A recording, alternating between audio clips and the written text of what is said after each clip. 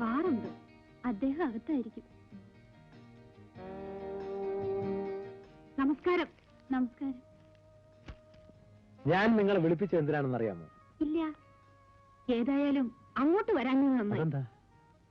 സാറിന്റെ ഫാക്ടറിയിലെ സമരക്കാരെല്ലാം ആ കൗസല്യയുടെ വീട്ടിലാണ് ഗൂഢാലോചന നടത്തുന്നത്.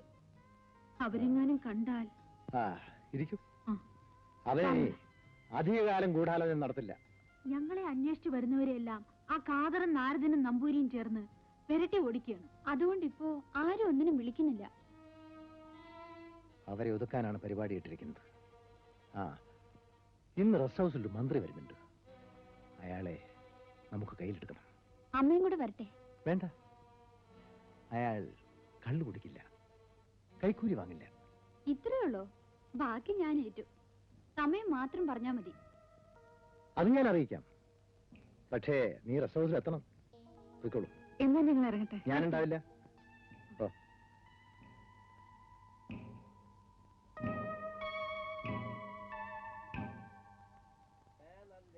അയാൾ ഉറങ്ങിയാണ്.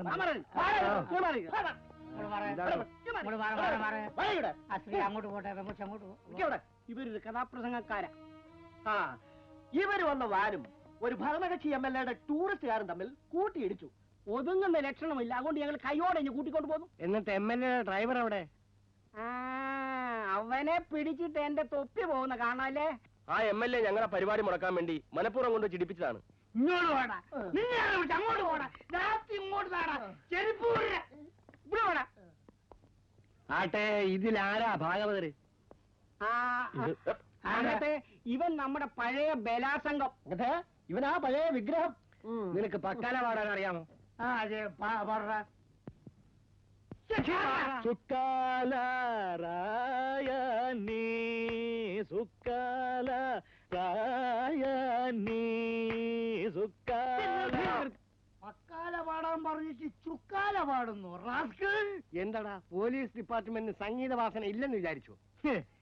എടാ, സംഗീത നാടക അക്കാദമിന്ന് പഠിച്ച് 10 വർഷം പാസ്സായതിനു ശേഷമാണടാ ഈ തൊപ്പിയെടുത്ത് തലയിൽ വെച്ചത്. പറ്റിക്കാൻ നോക്കുന്നോടാ സരിഗമ പദരിസ സാരിത പമകരിസ.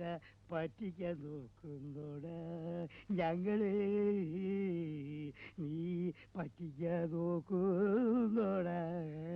ഇത് അനുപല്ലവിയല്ലേ? ത്യാഗരാജ കൃതിയാണ്. ത്യാഗരാജനോ? ത്യാഗരാജൻ സിനിമ സ്റ്റണ്ടൊക്കെ നടത്തിയിട്ട് എന്നാ പാട്ടെഴുതാൻ തുടങ്ങി? ആട്ടെ, ഇത് ഏത് സിനിമയിലെ പാട്ടാ? ഇത് ഹരിദാസിനകത്ത് TR രാജകുമാരി അമിതാഭ് ബച്ചൻ കെട്ടിപ്പിടിച്ച് പാടുന്ന പാട്ടാ. എല്ലാവരും പോയി. എല്ലാവരും പോ. ഇനി മേലാൽ വണ്ടി ആരെയും മേലും മുട്ടിക്കരുത്. സ്ത്രീനെ സൂക്ഷിക്കണേ. പോ.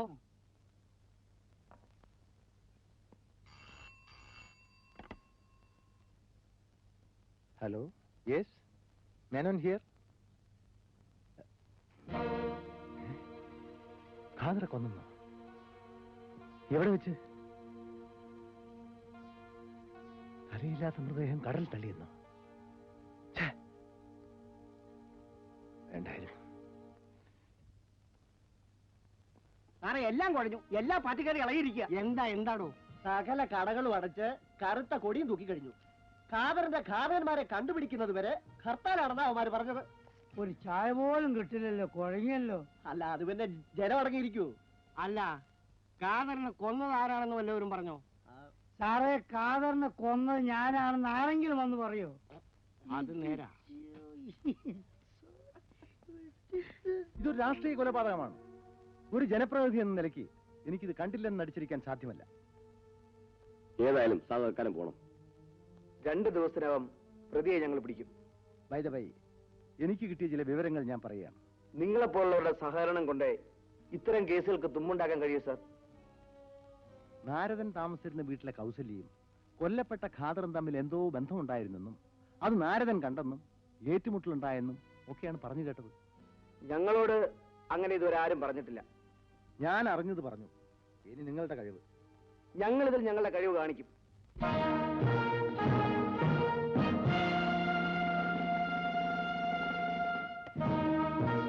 കുട്ടമ്പളെ, നാരദൻ എന്ന പേരിൽ ഒരുത്തൻ ഈ സ്റ്റേഷൻ അതിർത്തിയിൽ എവിടെയോ താവളം അടിച്ചിട്ടുണ്ടെന്ന് കേട്ടു. അവനെ പറ്റി 4-5 പരാതികൾ ഇവിടെ കിട്ടിയിട്ടുണ്ട് സാർ. അവനും അവന്റെ കൂട്ടുകാരനും കൗസല്യ എന്ന പേരിൽ ഒരുത്തിയുടെ കൂടെയാണ് സാർ താമസം. കൊല്ലപ്പെട്ട ഖാദറും അവിടെ ചെല്ലാറുണ്ടെന്ന് അറിഞ്ഞത്. ഈ കൗസല്യ ആള് വളരെ പെശകാണ് സാർ. അവൾക്ക് വേണ്ടി നാരദനും മറ്റവനും ചേർന്ന് കാതർ തട്ടിയതായിരിക്കും. കേറി നോക്കണോ? ഇതിനകത്ത് നോക്കിയില്ലല്ലോ. അകത്താരോ തൂങ്ങി നിൽക്കുന്നു. നീ ഒന്നല്ല രണ്ട് പേര്.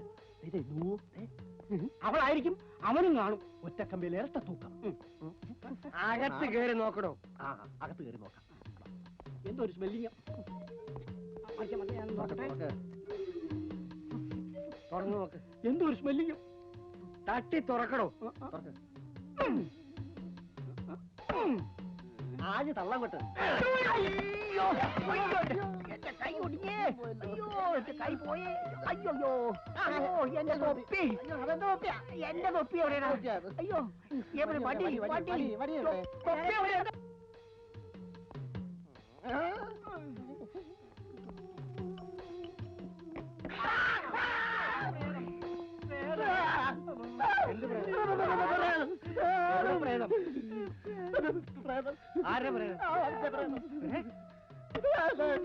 ചുമ്മായിടും.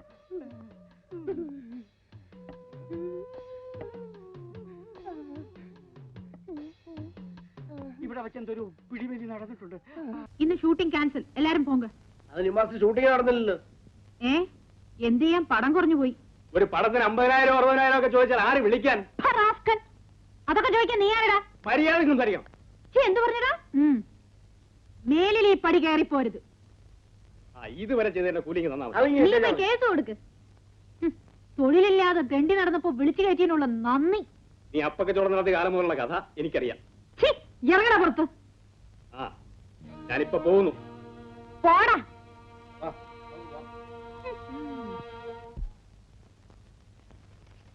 എന്താടോ, വല്ല പിടിയും കിട്ടിയോ? സാറേ, പോലീസ് വന്നിട്ടുണ്ട്. ഇത്രയും പോലീസുകാരെ കൊണ്ട് തെളിയിപ്പിക്കാൻ പറ്റാത്തത് പോലീസിനായി വന്നിട്ട് എന്ത് കാര്യം? എടോ, നമുക്കൊക്കെ പട്ടിയുടെ വില പോലും ഇല്ലെന്ന് അർത്ഥം. അത് സാറേ, ഞാനും എന്റെ ആട്ടെ, പട്ടി വന്നിട്ട് എന്തായി? പട്ടി ജീപ്പിൽ നിന്ന് എടുത്ത ഒരൊറ്റ ചാട്ടം, എന്നിട്ട് മതിലിന്റെ പുറത്തുകൂടി ചാടി പറമ്പിലേക്ക് ഒരൊറ്റ ഓട്ടം. അവിടെ മൊത്തം അങ്ങനെ മണപ്പിച്ച് നടന്നു. എന്നിട്ട് ജനലിൽ കൂടി നാരദന്റെ വീട്ടിലേക്ക് ഒരൊറ്റ ചാട്ടമല്ലേ. അവിടെ മൊത്തം ഇങ്ങനെ മണപ്പിച്ച് നടന്നിട്ട് നേരെ ഒരൊറ്റ ഓട്ടം. എങ്ങോട്ട്? കിണറ്റിൻ കരയിലേക്ക്. എന്നിട്ട് അവിടെ അങ്ങനെ മണപ്പിച്ച് നടക്കുമ്പോഴുണ്ട് അതാ വരുന്നു ഒരു പെൺപട്ടി. എന്നിട്ടെന്താ, അവൻ അതിന്റെ പിറവെ അങ്ങ് പോയി. വർഗ ഗുണം. പോലീസ് ആയാലും പട്ടി തന്നെ.